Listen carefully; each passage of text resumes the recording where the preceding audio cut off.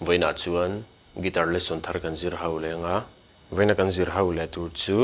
Christian labu number zani somli pangana Isuan rawarele ti hlakha guitar Perhdan kan zir hawang helai ke po hi third fret agaron vu adona arzo mun sangana a cappella solfa garon sakha karon play rem dona alahi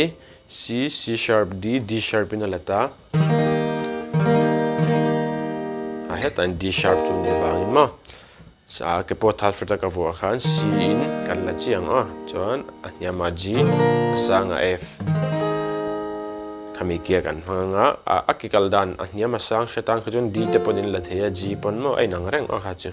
te kan strum down up te khana down up G pon ni se down up Isuan rawarele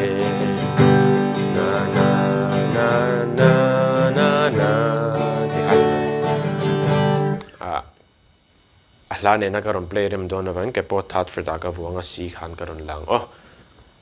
lane karon play du na nga uluk devin lo ngai thale don ya